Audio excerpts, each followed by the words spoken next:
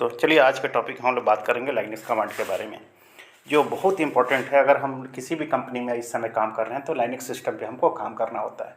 जो भी हम लोगों ने देखा है कि जो भी लड़के आरएफ बैकग्राउंड से है या टेलीकॉम बैकग्राउंड से है, उनको लाइनक्स और पाइथन के बारे में थोड़ी बहुत जानकारी बहुत ज़रूरी है। जो अगर हम लोग प्रोटोकॉल टेस्टिंग में जा रहे हैं तो इसके लिए कुछ लिमिटेड कमांड्स है जो आपको याद करने होते हैं, जो आपको बस बेसिक्स है।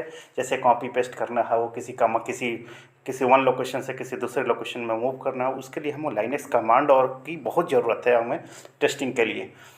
ओके, तो अगर देखते हैं तो कुछ कॉमन बेसिक फाइल कमांड्स है जो इसमें यूज़ होते हैं। आपको देख सकते हैं कि ls एक कमांड है, ls-lt LTR होता है, ls-lt है, al है। तो ये देखते चेंज डायरेक्टरी, cd हो गया, चेंज डायरेक्टरी है, pw show the current working directory है।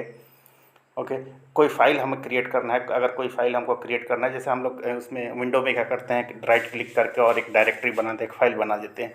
उसी फाइल को यहाँ पे डायरेक्टरी हम बोलते हैं, क्रिएटिंग है डायरेक्टरी। फाइल को हम लोग यहाँ पे लाइनक्स में डायरेक्टरी बोलते हैं। उसको कैसे बनाते हैं, किसी आप लाइनक्स सिस्टम मशीन को ओपन करेंगे, उस मशीन में जाके mkdir और हम डायरेक्टरी अपने फाइल का नाम देते हैं, उसको हम लोग डायरेक्टरी क्रिएट करने जाते हैं। वैसे कैट फाइल है, मोर फाइल है, हेड है, टेल है, टच है। ये जो जैसे जैसे इंपॉर्टेंट टॉपिक्स, जैसे इंपॉर्टेंट कमांड्स की नाम बताऊँ मैं तो ls है, ls-al है, ls-ltr है, cd है, cd डायरेक्टरी है, pwd है, mkdir है, कैट कमांड है।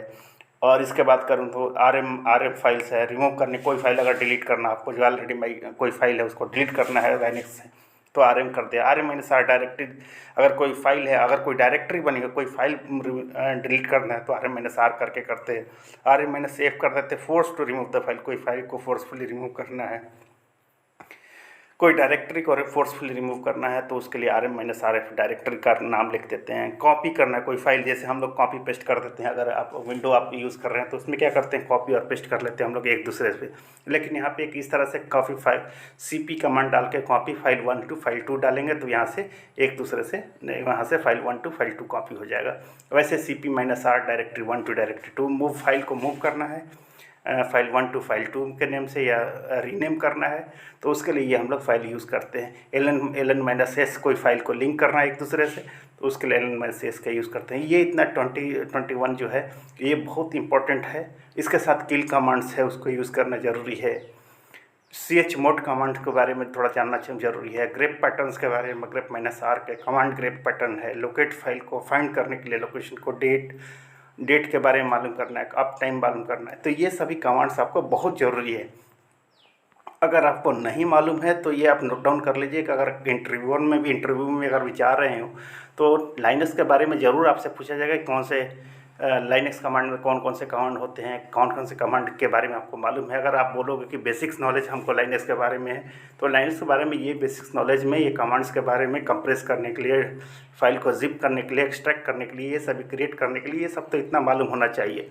कोई पिंग होस्ट IP कोई पिंग करने के लिए क्या करना, wget कमांड, कोई फाइल डाउनलोड करना है उसके लिए wget कमांड फाइल से, या कोई स्टॉप करना है, कोई स्टॉप डाउनलोड फाइल कंटिन्यू करना है उसके लिए। तो ये सभी कमांड्स आपको बहुत ज़रूरी है कोई फाइल को होल्ड करने के लिए, ड्रॉप करने के लिए, इरेज करने के लिए, एग्जिट करने के लिए। तो ये सभी कमांड्स जो है शॉर्टकट्स है, जो शॉर्टकट्स थे, कुछ शॉर्टकट्स है, कुछ यहाँ पे देखेंगे नेटवर्क से रिलेटेड है, कुछ कंप्रेशन से रिलेटेड है, और ये कुछ जो फाइल्स है सिस्टम रिलेटेड इन्फॉर्मेशन है, और कुछ सर्च करना है उसके लिए, फाइल परमिशन देने के लिए ये है। और ये वाला कमांड जो था आपका प्रोसेस मैनेजमेंट के लिए, और शुरू वाला जो था फर्स्ट 1 to 21 जो है फाइल कमांड्स, इसके बारे में मालूम होना चाहिए। ये बहुत ही बेसिक्स कमांड है जो आपको मालूम होना चाहिए अगर आप प्रोटोकॉल टेस्टिंग में जा रहे हैं। तो विदाउट इसके आप इंटरव्यू, तो बहुत सारे इंटरव्यू आपको ये, अगर आप लाइनक्स बोलते हैं, अगर नहीं मालूम हमको है तो इसमें आपको प्रॉब्लम हो सकती है। तो कुछ ऐसे कमांड्स हैं जो आपका और हैंड रिटन आप लिख कर रख लो या याद करके रख लो कि हमें ये क्वेश्चन पूछे ही जाएंगे लाइनक्स में, और इसके बारे में हमको पूरी अच्छी तरह से जानकारी होनी चाहिए कि कैसे हम इसको यूज़ करते हैं। तो एक बार लाइनक्स कमांड को यूज़ करके भी देख लीजिए कि ये किस तरह से यूज़ होता है, कहाँ यूज़ करता है, कैसे कॉपी फाइल बनाते हैं, कैसे क्रिएट करते हैं। तो ये आपके लिए प्रोटोकॉल टेस्टिंग इंटरव्यू में आपके लिए फ़ायदेमंद रहेगा। अब मैं कंटिन्यू लाइनक्स से रिलेटेड और प्रोटोकॉल 5G से रिलेटेड भी कुछ वीडियो आप अपलोड करूँगा। सॉरी, कुछ दिनों से मैंने अपलोड वीडियो नहीं कर पाया था। अब नेक्स्ट वीडियो में अपलोड करते रहूँगा 5G से रिलेटेड 5G प्रोटोकॉल टेस्टिंग से। इसके साथ साथ मैं लाइनक्स और कुछ पाइथन बेसिक्स इन्फॉर्मेशन भी आपको देते रहूँगा। Thank you.